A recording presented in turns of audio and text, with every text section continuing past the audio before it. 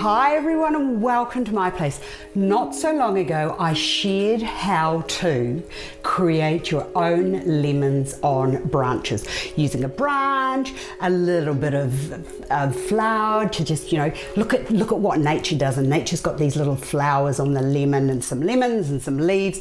Well, I want you to know it was one of my most successful segments to date and lots of you loved it. Then I got a request. Esther, do you know how to make a mandarin, a miniature mandarin? Well, guess what? I do, and there it is, and I'm standing very proud. It's not quite finished yet, but it will be very soon.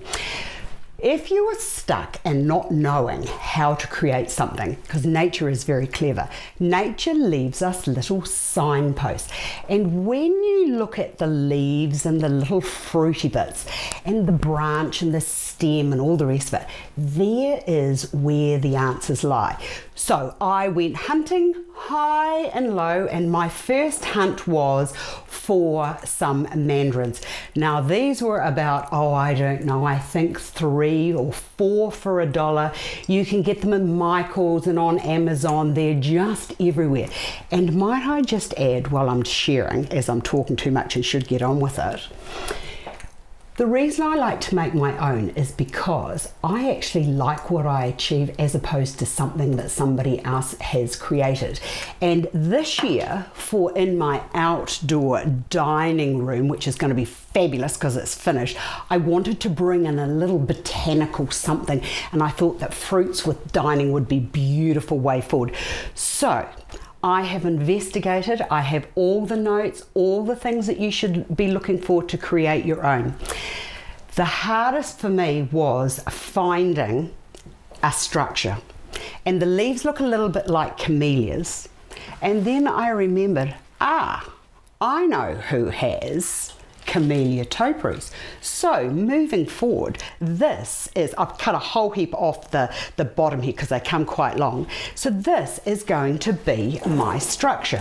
So to begin, you need to get a container. You can either use this container here, the terracotta container, or if you want to take it a little shabby chic, which is what I want to do, I have found this pot. This pot has been in my garden for years and years and years. Had to do a little bit of repair work, but I just really love with the terracotta and the bits of white and all the paint peeling off. It's beautiful. Okay, first things first, go through and take all of the petals off, or not the petals, the flowers. We don't want the flowers.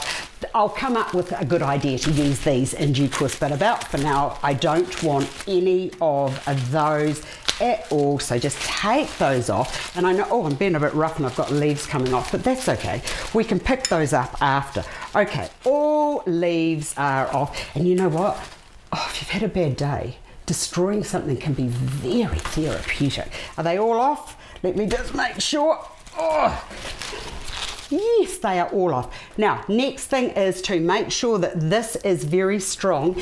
You could, if you wanted to, just set this into some plaster of Paris, but I might not want to keep mine for too long, so I might want to do something else with it. So what I have done here is, into here I have got some grey foam. Grey foam is your best friend because it's firmer than using the green. So green's been specifically designed to soak up 10 times its own weight in water and has been designed to hold fresh flowers. Sometimes I use it for bits of pieces that I'm doing, but the grey is much stronger. Okay, the next thing is to shove that. Well, that was a decent workout, wasn't it? Okay, you need it to be sitting firmly into place.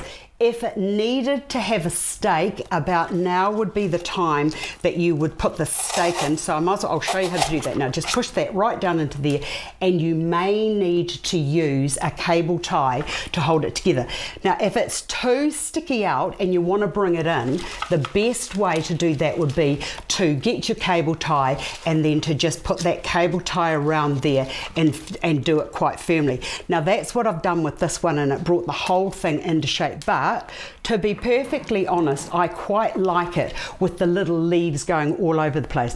Now, the next thing to do is to cover your workings. I like to do this now. It's just a couple of pieces of, I don't know, it's supposed to be artificial moss. You could use wood bark, you could use soil, you could use little stones, whatever it is that you wanted to use. But I felt that that was quite good, and just pushing that into there gave it more of a natural look. The next thing to do, moving forward, is to just get your little mandarins, and it's a matter of, this glue gun is so annoying me today, just a little bit of glue, and then get into here and then just glue those and push those onto there like that. Oh, it's such fun. So once you get to here, the sky's the limit. You just go around and you just stick all your wee mandarins on. Now, I used, I think, about 30 to do this. So I think that it's a really lovely, cost-effective way of producing the size of fruiting tree that you desire. Now, the next thing that I thought I might like to do, I'll just get rid of this because like you don't want to be bored with me doing that. You just sit right there, please. The next thing is, if you wanted to put some little flowers on, this is the time that you would do it. Neva glasses, and then just getting those little bits of little florets or flowers, and then these could just be stuck in and amongst there. And when you're looking at them growing, the little flowers sort of hide, and then as the fruit matures and drops off, then the flower starts producing. I love how clever nature is. But isn't that just a beautiful thing? And so easy, shaped to the way that you visually want it. I'll see you again another day.